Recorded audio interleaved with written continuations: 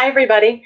I'm Jen Danielle with Graves Recovery Camp, and today we are learning about Graves' disease and memory loss and what you can do about it, the top things that you can do about it.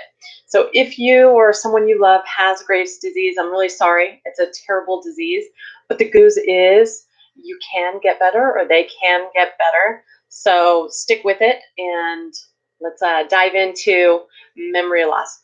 First, make sure that you have a healthcare team in place. First is getting an endocrinologist, and you might need to get a referral from a primary care physician. And I actually went from my primary care to an ear, nose, and throat physician, and then finally had a referral over to an endocrinologist who was great and worked with me. I also have a naturopath that I work with to really balance that Eastern and Western medicine. So I think that healthcare team is really going to help you. Next is make sure you have patience with your body about healing. It's going to take some time because it probably took some time for Graves' disease to settle into your body. So give it time and have patience.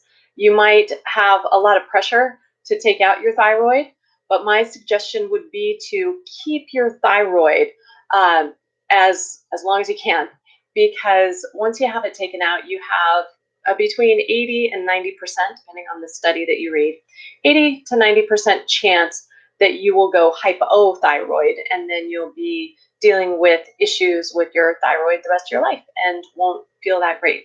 So that is the first point I want to make.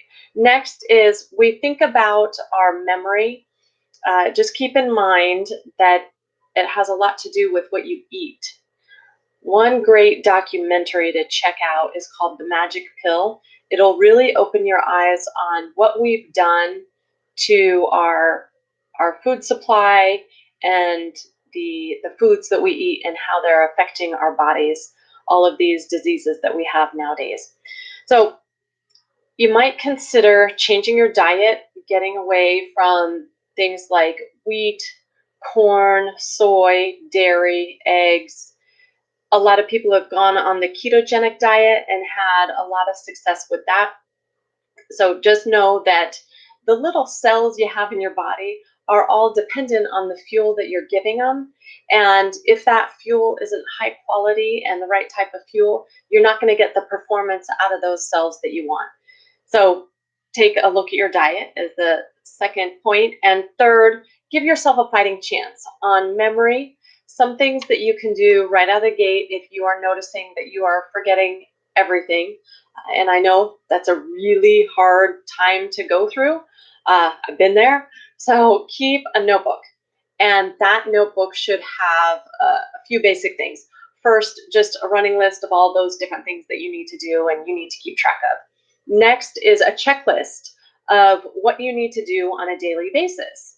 And this is borrowed from the Checklist Manifesto. People like doctors and pilots use checklists to make sure that they're doing the right things every day, every time they do a surgery, or every time they get in that cockpit and fly that plane. They are using that checklist to make sure that they are doing all the activities they need to do in order to fly or perform surgery effectively. So don't be afraid to keep that checklist for yourself. And I still use my checklist. Another idea with that notebook is to just keep track of what are the plans that you have. Keep a calendar in there of the different plans you have upcoming and review that on a daily basis so that you can keep your mind engaged on what you have upcoming. So it's very easy to forget that you have plans on Saturday if it's only Wednesday. So that kind of memory issue can happen.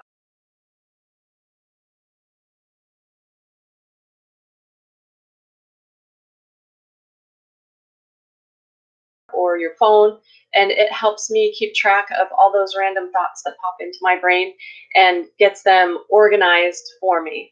One key point, or Evernote, that you're reviewing it on a regular basis to keep your mind focused on what you need to remember. So just to wrap up, make sure you have a healthcare team in place. That endocrinologist and naturopath are so important for your healing. Next, look at what you're eating to make sure that give yourself a fighting chance with your memory and employ some tools to help you. A notebook, a calendar, Evernote, those figuring out how to get on the path to healing. I encourage you to head over to Graves Recovery Camp to join a community of people who are getting help on their road to recovery with Graves. And right now you can go to gravesrecoverycamp.com/gear guide to get a gear guide of the things you need right now to start your healing process. Again, that's at gravesrecoverycamp.com/gear guide to get that gear guide. And many people have gone through and healed their Graves' disease naturally. So don't rush to get that thyroid taken out. Keep your thyroid, get yourself back into the health that you know you want and you know you deserve. All right, thank you, and we'll talk to you later. You've got this. Bye.